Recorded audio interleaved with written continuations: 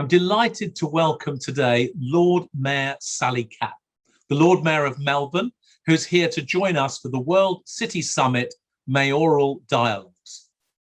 Lord Mayor Sally Capp has a distinguished career, firstly as a lawyer, then as an entrepreneur and a philanthropist, and most recently as a leader in the real estate industry, in place leadership and civic leadership. On May the 18th, 2018, she was elected as the Lord Mayor of the City of Melbourne. Welcome, Lord Mayor Sally Capp. Thank you, Professor Greg Clark. You are always so warm in your introductions. So, Lord Mayor, if we may, I want to ask you the most obvious question. Why and how did you become a city mayor? And what motivates you for this very important but indeed very challenging role? Well, two things for me is one is the passion for our city and for the issues that our city was facing. So 3 years ago, there were a number of things happening in our city, both as an organisation and as a municipality, and I felt really passionate about those issues. And I think in these roles, certainly for me, you need to have that energy to really drive your efforts through a lot of barriers, through a lot of people who want to challenge and criticise. But if you've got the right passion and energy, I think that really helps drive you through, not least of which standing for public office is actually a really scary and difficult thing to do. The second element is a sense that we can make a difference. And from my perspective, after a long time in particularly the private sector, a sense that I could take what I had learnt, I could take my skill sets and use them in this role as mayor to really make a difference.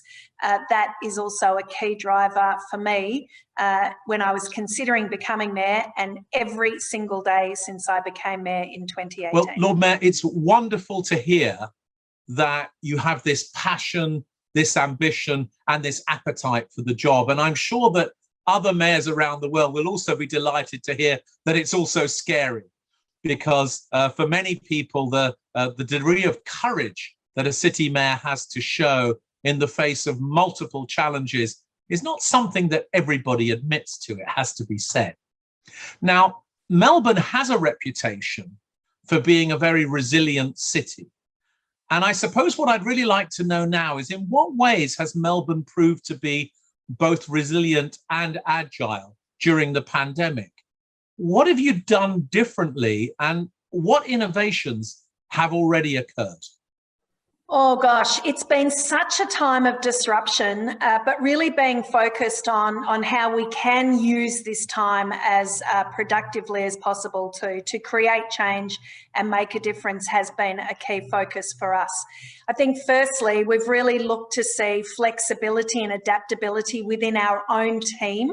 We've had some parts of our organisation and the services we deliver have had to be completely shut down, particularly during lockdown. Our library services, recreation services, the sorts of provisions that we provide into our local communities basically had to stop. The flexibility of our team to either go into other roles or find ways of continuing to provide value was absolutely key. And I've got to acknowledge the efforts of our workforce in showing that flexibility to pirouette, as I like to call it, into new roles or new way of delivering services was remarkable, and I think really set a tone and a pace for what could be done across our community. It is that resilience and that sense of not being defeated. The second thing that's been remarkable is in the way that we actually approach new programs and situations, to be accepting of more risk, to be more experimental and explore different ways of doing things has meant that we've adjusted to be able to deliver more quickly and more effectively, even in challenging environments. These are learnings and ways in which we work that are our innovations that we will take forward. And key to that has been doing pilots and trials. And I think in circumstances like this pandemic, where really we haven't had a rule book or a clear way forward, we haven't been able to rely on prior experience, that sense of trying things and being willing to take those risks to see if our responses will work and be effective. And if not, then try something else. But if so, keep doing those at scale and at pace. That's been terrific. We've seen unprecedented levels of cooperation across levels of government and across sectors. That's something I really hope doesn't change. When we combine our resources, when we set common goals and we really put our minds and efforts to it, we've shown extraordinary outcomes, one of which is one of the silver linings for our city, is that every single person rough sleeping was provided with a safe place to sleep each night, with food and with services each day. And that was something that was thought too complex, too difficult, too costly previously. And we've shown in a pandemic situation that when we work together, we can actually achieve great things. So I think innovation from that perspective is also something we don't want to lose. Well, Lord Mayor, thank you very much. You're saying something very important here. Flexibility, experimentation, collaboration. It's almost as if the pandemic has been an exercise in flexing your muscles and creating new capacity. And it was particularly important, I think, to hear what you said about how the city has made sure that the most vulnerable people, those perhaps in the poorest and most disadvantaged communities, have been focused upon as the group of people that innovation really needed to serve. Let's move on to the next question, if we may.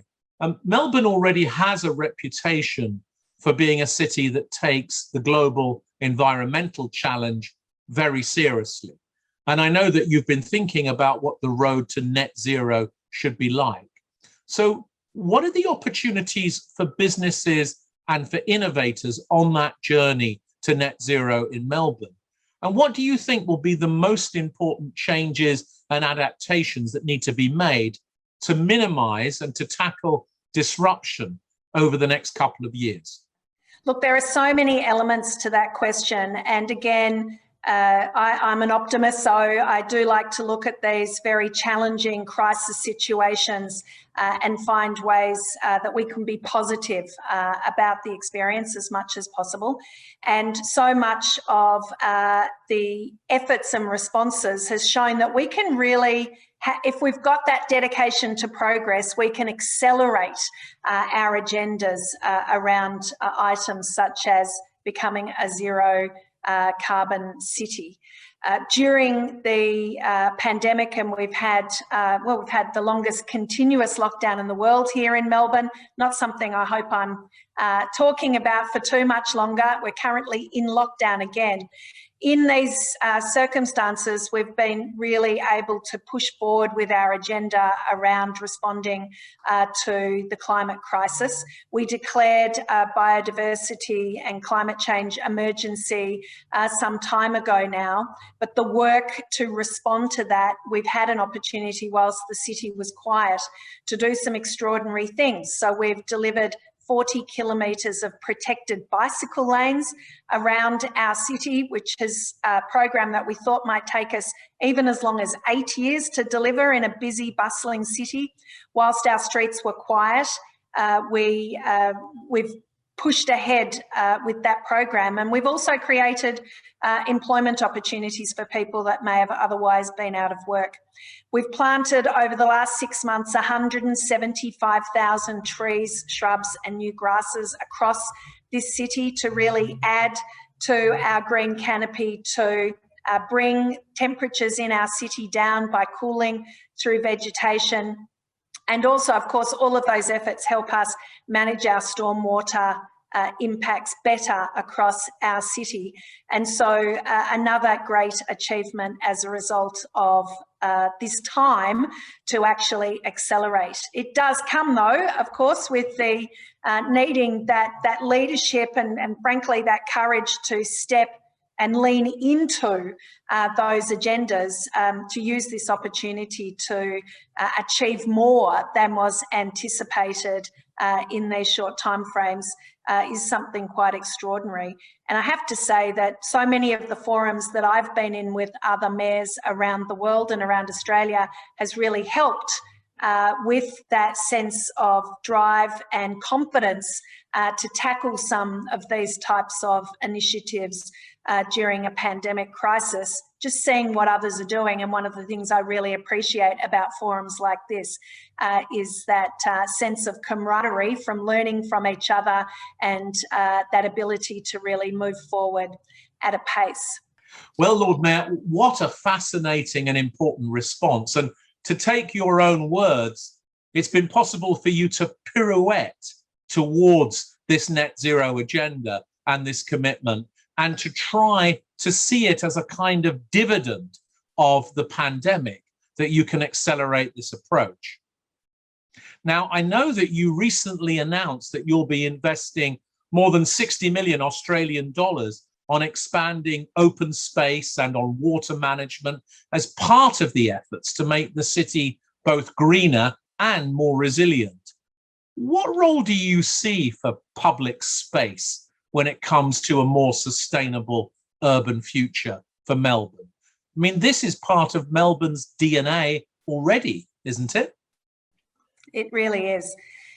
And I have to reflect back as well on this time, I think has really sharpened people's focus around their own priorities and their aspirations as individuals and what they want to see government do to reflect the community that reflects their beliefs and their values. I say that because we've just finished all of our community engagement to develop our council plan for the next 4 years. And in the top 2 priorities from our community and the breadth of our community was a response to climate change, and an urgent response to climate change.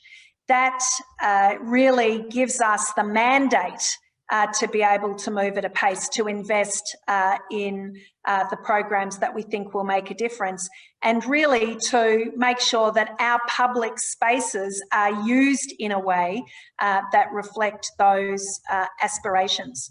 So just some examples of some of the things that we are doing.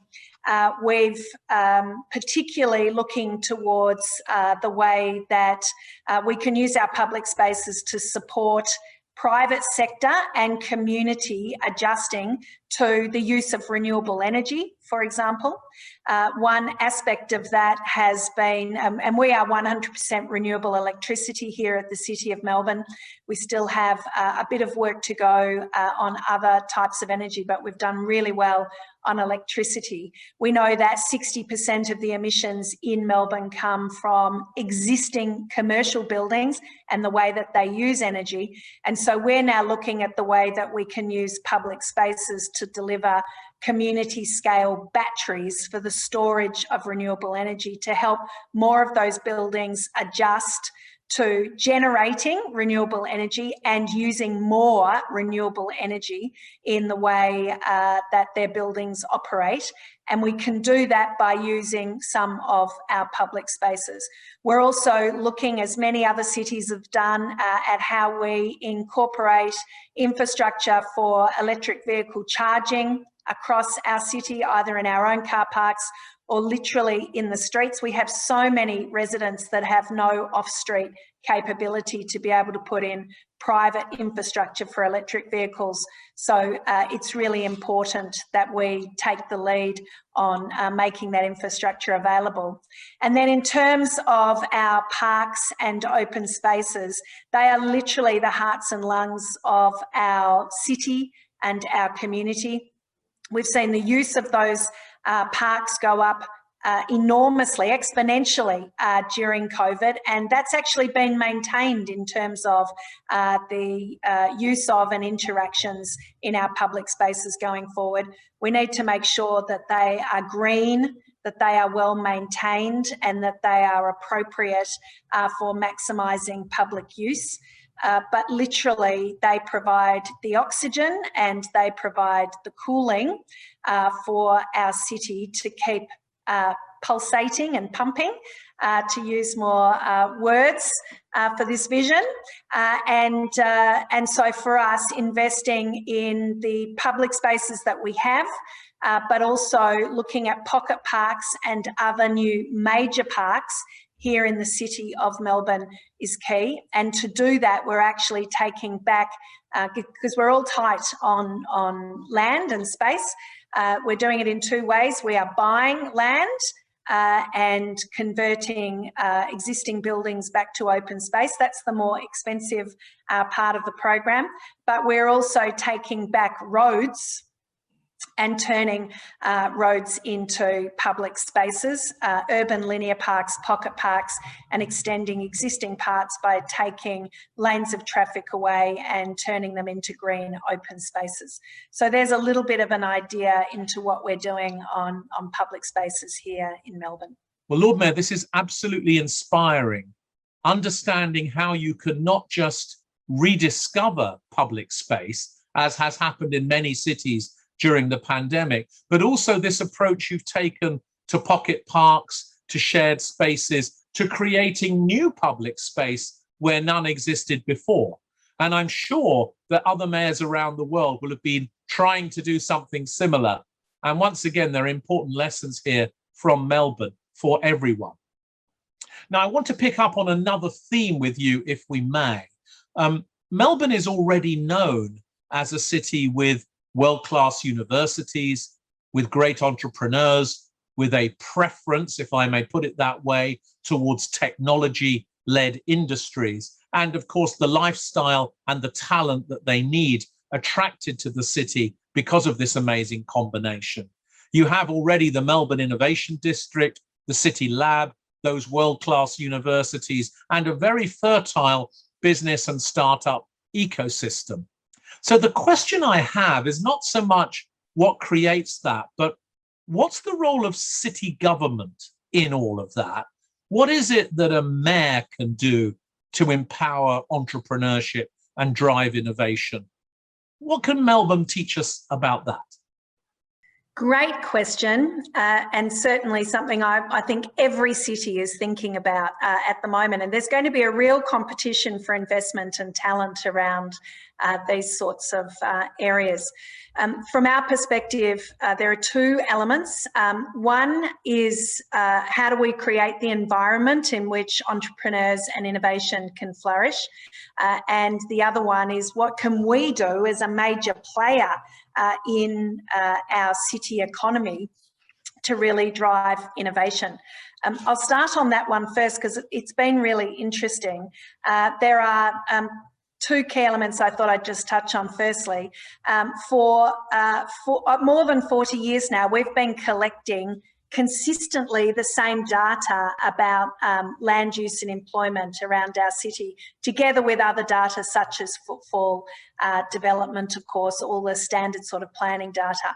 We've been collecting that and we've been using it internally. Over the last 2 years, we've made that data available on an open data platform for everyone to be able to use and use in a real-time way. Other councils have now come on board to share their data, which really adds to the depth and breadth and value of the data that's available for private sector organisations to use as they are looking at innovation and as they are growing their business and as they're trying to develop entrepreneurial approaches, whether it's to public issues, and we're running hackathons and incubators and innovation competitions constantly about how we can become a smarter city. So how can we use technology to drive smarter city outcomes? But frankly, every person that can use that data to drive value in the private sector is a bonus for us as well. So that open data platform has been key. We're also looking at the way that we procure and invest ourselves to deal with our own technology and new entrepreneurial approaches to issues. And whether that's an internal way that we can use data and technology better, or how we're delivering our services externally, we're taking the approach of becoming effectively a test bed ourselves, so that we can bring entrepreneurs and innovators in, and as they move through a process where we're identifying the best solutions for our needs, we actually then have resources ready to invest in those companies, in those ideas, to give them that opportunity to flourish using our resources. The next part was about an environment in which to flourish. That means we've got to make it really easy for people to do business here. We've got to make sure that there are ways in which they can collide and have serendipitous interactions that normally result in something fabulous, creative and innovative, and that we've got the right platforms to support particularly technological innovation. That's why we are the first local government in Australia to run a 5G test bed here, together with other local governments and 26 private industries. It's why we're working with our universities around an innovation district, so that we can see that collision of brilliance, of research and commercialisation, and we can put a focus onto organisations in that precinct to make sure they're receiving the right investment, the right attention and the right resources to be able to flourish. So that's a few ideas there. So Lord Mayor, this is actually a fascinating answer, and thank you for taking the time to lay that out so carefully. I think what you've said, if I understood correctly, is that the city has to be firstly a good customer. It needs to know how to buy well from small businesses and to buy in ways that encourage innovation. And then you've said that it needs to be a good convener. The city needs to be able to bring together the various actors that need to be part of this and to get them, as it were, playing in the same orchestra. And then lastly, you've said the city needs to be a great curator of the space in which innovation happens, creating, as it were, literally the fertile ground upon which new businesses and new innovations can emerge. So it's absolutely fascinating. Now, when we think about places of innovation, Melbourne is already home to Australia's largest seaport. And that seaport, of course, is part of the DNA of the city that has given it this great global perspective and this way of approaching the whole world.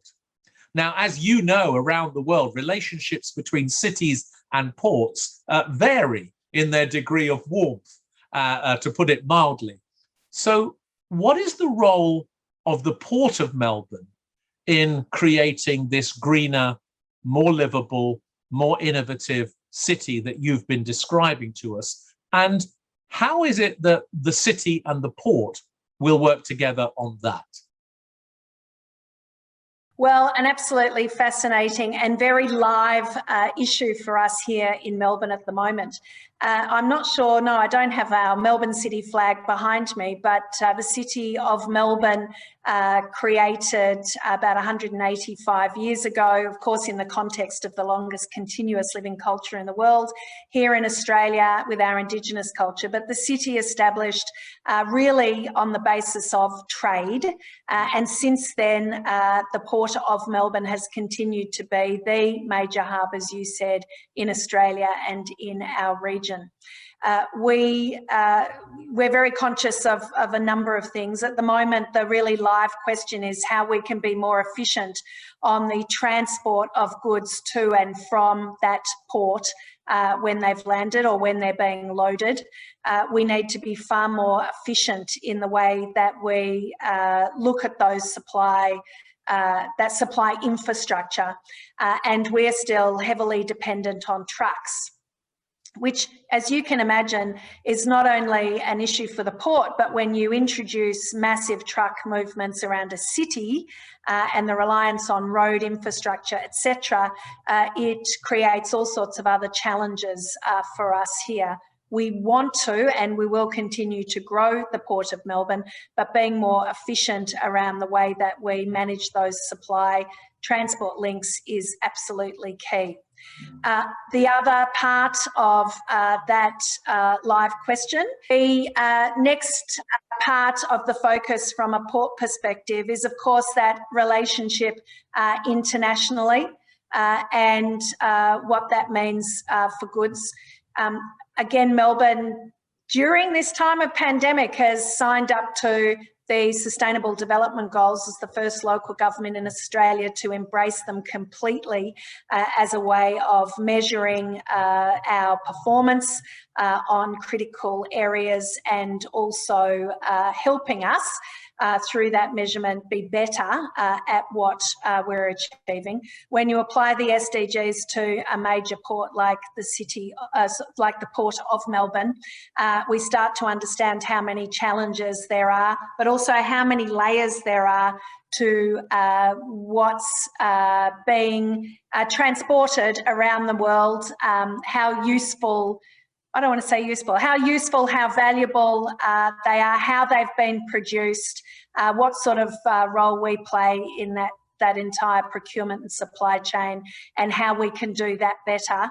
Absolutely key to us. And look, the last thing I'll comment on, which again is a live discussion, is how can we be more efficient in the port services themselves? A lot of resources required in ports, and each of the operators within our port infrastructure working together well now on different uses of technology to drive more efficiencies in particular, and to make sure that effectively we can remain one of the most competitive and efficient ports in the world. Well, thank you very much, Lord Mayor. I think that there's a very long and very deep conversation that we could be having about the future of cities and ports working together. And it's great to hear the ambitious partnership that you have created already in Melbourne. Let me take you, if I may, to one of the other things for which Melbourne is already famous.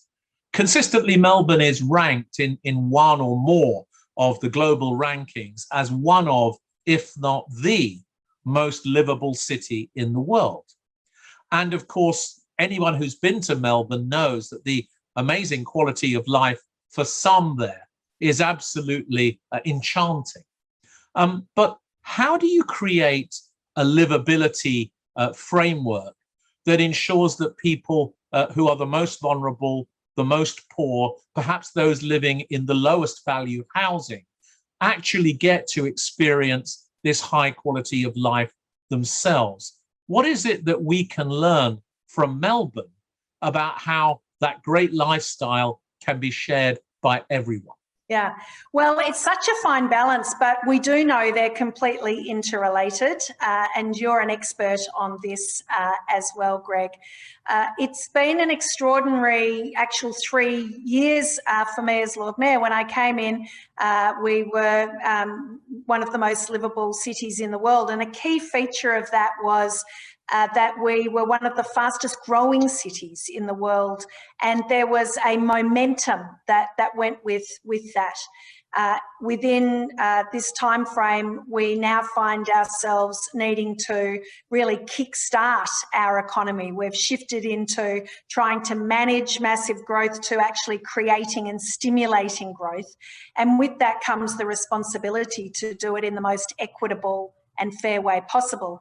And that's not just because it's the right thing to do, but because we know ultimately that's going to have the best outcomes as well for our city.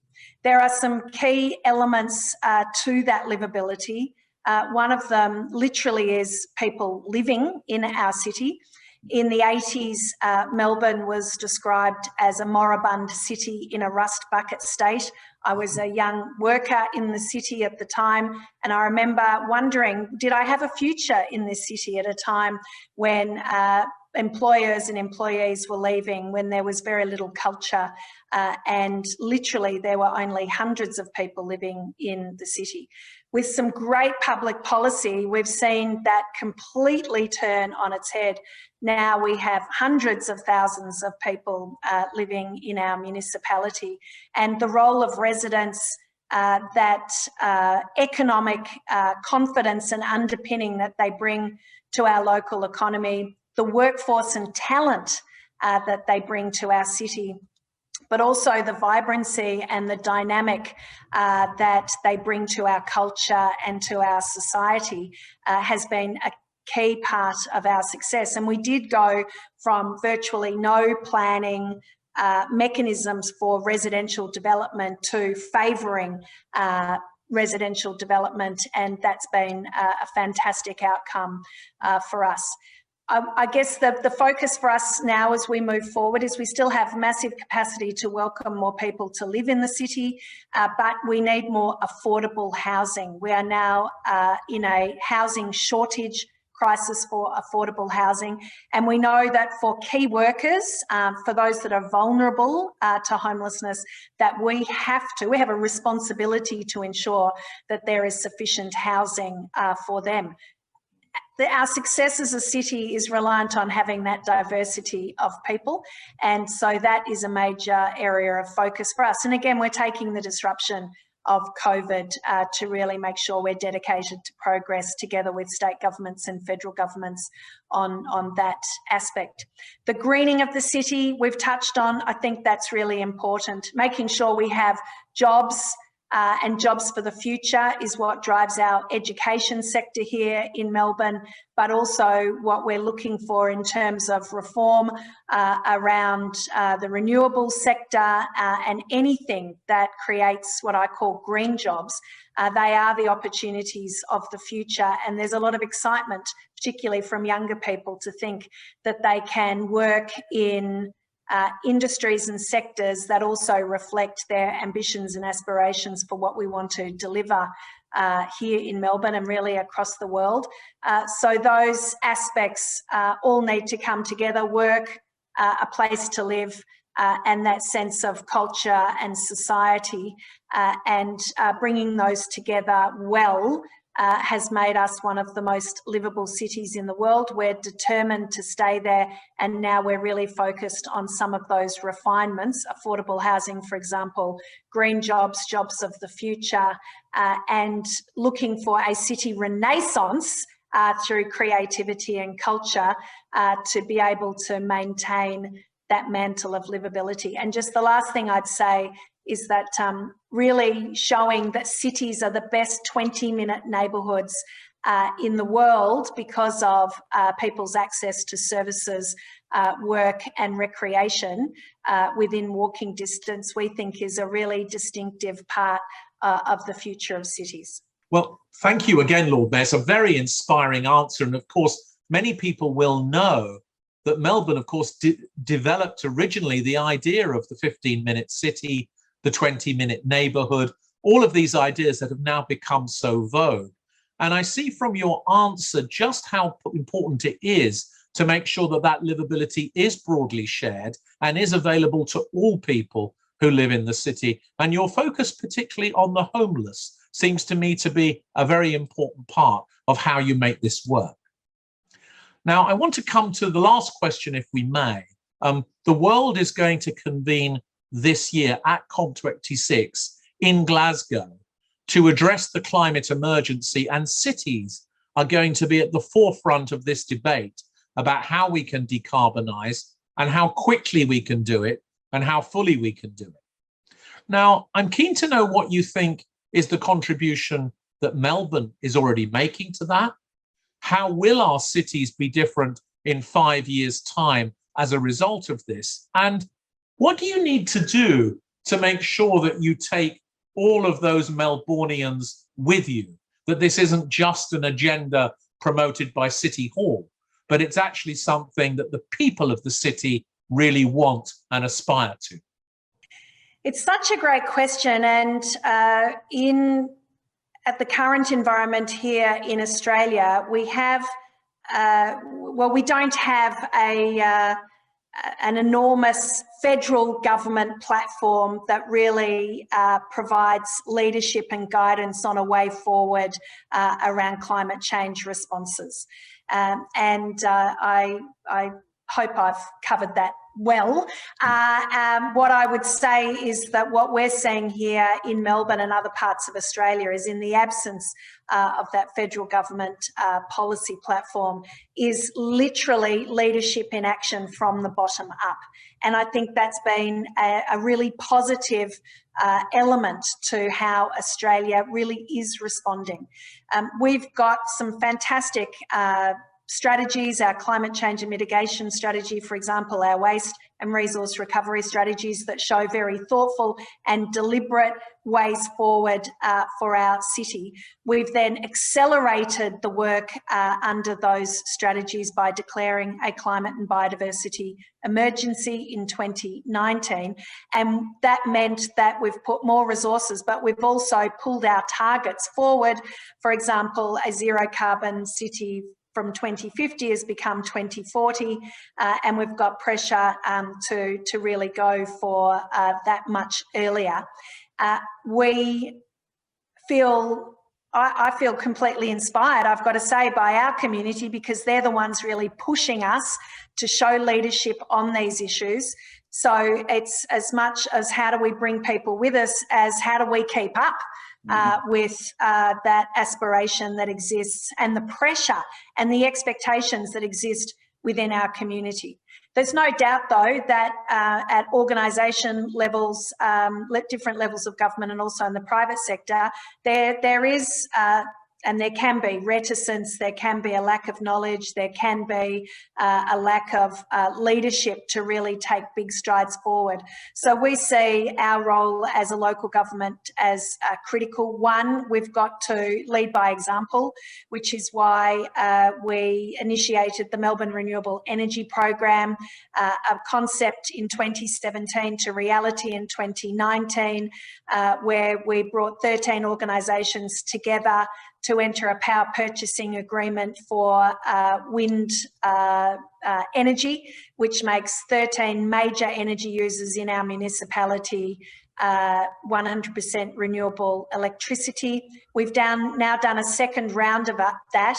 Those two projects mean that we've knocked off 5% of our carbon emissions from our municipality, not just our organisation, but our municipality.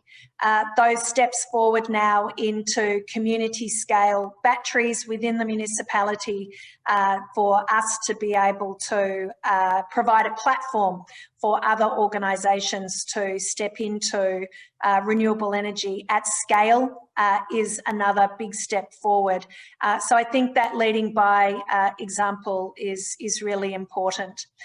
It's then to show our leadership by agitating, advocating, pushing, and being part of that bustle of organisations that can make a difference to what our policy looks like. And we do need good policies to be able to guide and support programs and activations to see the sort of change that we need to at scale does rely on policy leadership, and we continue those discussions at a federal level and at a state level. And I think we're seeing those pressures come this way, the push from the bottom up and seeing leadership in action, as well as seeing what we can do to ensure that there's the right policy from top down to provide the resources, the guidance and the push to get us where we need to be as quickly as possible.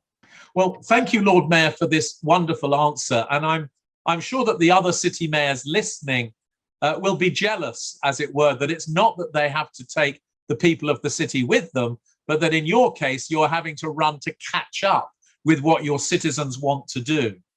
I think it's also absolutely startlingly exciting that you've decided to accelerate Melbourne's journey to net zero a full 10 years faster, and to get there by 2040. Lord Mayor, it's been a great honour to talk to you today as part of the World City Summit Mayoral Dialogue. Thank you very much. The Lord Mayor of Melbourne, Lord Mayor Sally Capp. Thanks so much.